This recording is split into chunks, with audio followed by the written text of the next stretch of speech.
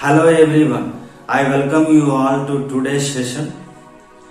Friends, పెద్ద చదువులు చదివిన వేల మంది ట్రైనర్స్ ఉన్న వందల కొద్ది ఇన్స్టిట్యూట్స్ ఉన్న స్కూల్ నుండి కాలేజీ వరకు ఇంగ్లీష్ నేర్చుకున్న ఇంగ్లీష్లో మాట్లాడడము అనేటువంటి ప్రక్రియ ఇంకా సమస్యగానే ఉంది. ఇది కేవలం ఎందుకు జరుగుతుంది అంటే స్పోకెన్ ఇంగ్లీష్ నేర్చుకునేటువంటి ప్రయత్నంగా ఏం చేయాలి ఏం చేయకూడదు అనేటువంటి స్పష్టత లేకపోవడం వల్లనే జరుగుతూ ఉంది. అంటే కొన్ని తప్పనిసరిగా చేయాల్సినటువంటి పనులు ఉంటాయి, కొన్ని తప్పనిసరిగా చేయకూడని పనులు ఉంటాయి. మనం ముందు వీడియోలో తప్పనిసరిగా చేయాల్సినటువంటి పనుల గురించి తెలుసుకున్నాము. ఈ వీడియోలో తప్పనిసరిగా ఏం చేయొద్దు అనేటువంటి విషయాన్ని తెలుసుకుందాం. ఎందుకంటే ఇంగ్లీష్ అనేది మహాసముద్రం. ఈ మహాసముద్రాన్ని వెంటనే ఎవరూ ఆవిష్కరించలేరు. గ్రాడ్యువల్గా నేర్చుకుంటూ పోతే తప్ప ఇంగ్లీష్ లాంగ్వేజ్ మీద మనకు పట్టు రాదు. అందుకే స్పోకెన్ ఇంగ్లీష్ నేర్చుకోవడానికి ఏం చేయకూడదు అనేటువంటి విషయాలను ఈ వీడియోలో నేర్చుకుంటున్నాము. నేను సాహితి శ్రీనివాస్, మీరు చూస్తున్నారు Sahithi's Institute of English and Soft Skills. Unique in service for more than 2 decades. Friends, మనము ఏదైనా ఒక లాంగ్వేజ్ నేర్చుకున్నప్పుడు ఆ లాంగ్వేజ్ వాతావరణంలో ఆ లాంగ్వేజ్ మాట్లాడుతూనే నేర్చుకుంటాం. అలానే వీలవుతుంది. కానీ మన వాళ్ళు ఏం చేస్తారంటే తెలుగులో మాట్లాడుతూ ఇంగ్లీష్ నేర్చుకోవాలనేటువంటి ప్రయత్నం చేస్తూ ఉంటారు. సో ఈ యాటిట్యూడ్ను మొదట వదిలిపెట్టాలి. మరి ఎలా సార్ అన్నప్పుడు మనకు తెలిసినంతలో తెలిసిన వారితో ఎంత వీలైతే అంత ఇంగ్లీష్ మాట్లాడుతూ ప్రయత్నిస్తూ ముందుకు వెళ్ళాలి. ఈ యాటిట్యూడ్ను అలవర్చుకోవాలి.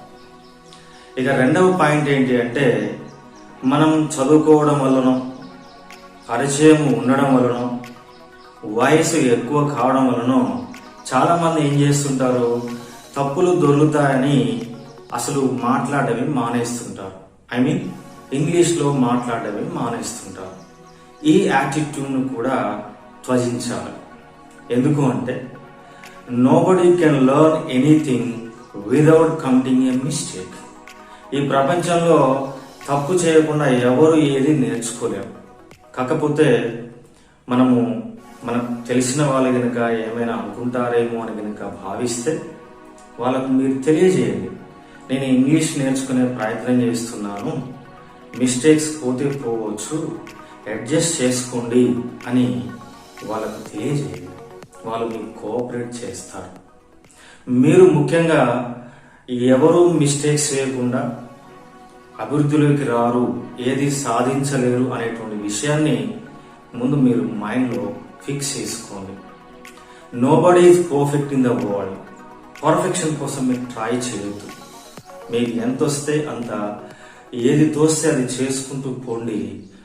ఏదో ఒక రోజు ఒకవేళ మీరు మిస్టేక్స్ ఇంకా చేసినట్లయితే మీ మిస్టేక్స్ మీరే తెలుసుకుంటారు. ఆ తర్వాత వాటిని అవాయిడ్ చేస్తూ సరి చేసుకొని ముందుకెళ్తారు. ఈ యాటిట్యూడ్ను అలవర్చుకోండి. ఇక తర్వాత ఇంకొక విషయం ఏంటంటే క్లాస్లో కూర్చొని మాస్టర్ గారు చెబుతుంటే మనం విని రాసుకొని హోంవర్క్ చేసుకొని ఆ తర్వాత ఇంగ్లీష్ మాట్లాడవచ్చు అని చెప్పి భావిస్తుంటారు. ఈ యాటిట్యూడ్ కూడా తప్పేనండి. దీన్ని కూడా వదిలేయాలి. అంటే స్కూల్స్ కాలేజెస్లో నేర్చుకునేటువంటి లాంగ్వేజ్ ఏదైతే ఉందో అది ఎగ్జామ్ పర్పస్లో నేర్చుకుంటాం. మార్క్స్ ఓరియంటెడ్గా, నాలెడ్జ్ బేస్డ్గా ఉంటుంది.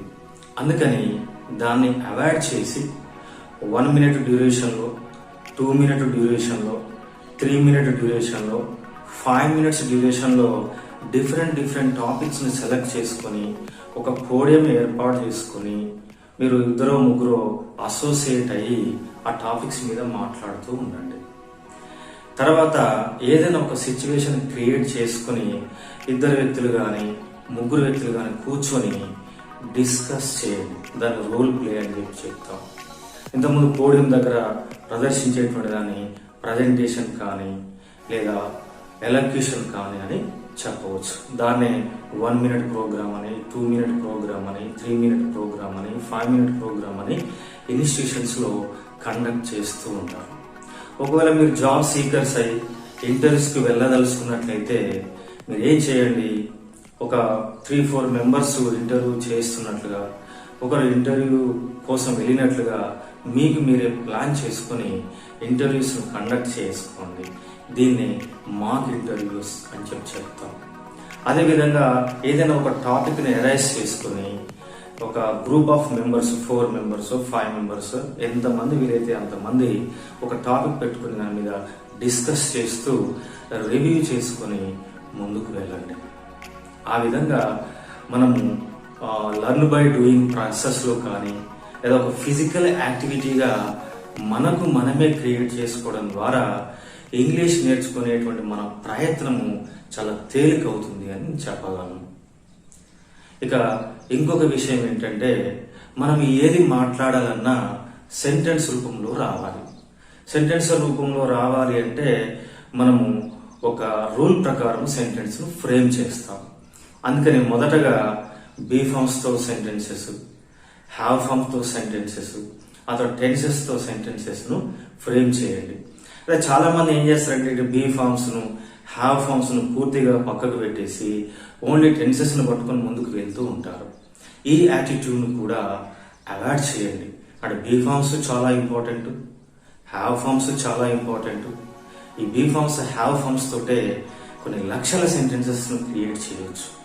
ఏ విధంగా చేయొచ్చు అనేటువంటి విషయాన్ని మీరు స్వయంగా కానీ, తెలిసినటువంటి ట్రైనర్ ద్వారా కానీ, లేదా నా ఛానల్లో ఆల్రెడీ వీడియోస్ అవైలబుల్గా ఉన్నాయి, వాటిని చూడడం ద్వారా కానీ మీరు నేర్చుకొని ముందుకు వెళ్ళండి.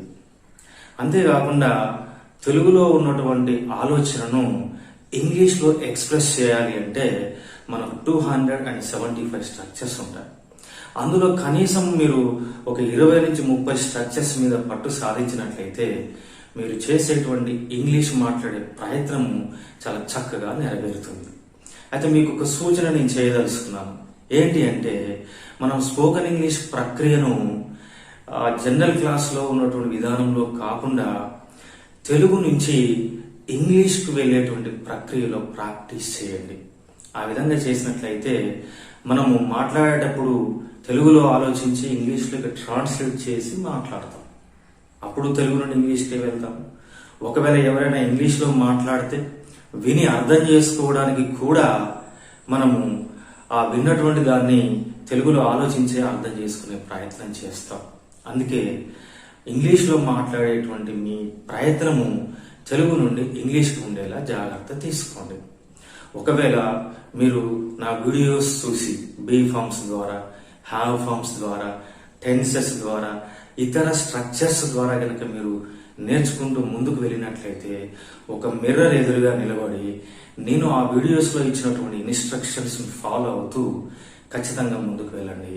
స్పోకెన్ ఇంగ్లీష్ నేర్చుకునేటువంటి మీ ప్రయత్నము సక్సెస్ఫుల్ అవుతుంది. సో ఈ వీడియో మీకు ఎంతో కొంత ఉపయోగపడుతుందని నేను ఆశిస్తున్నాను.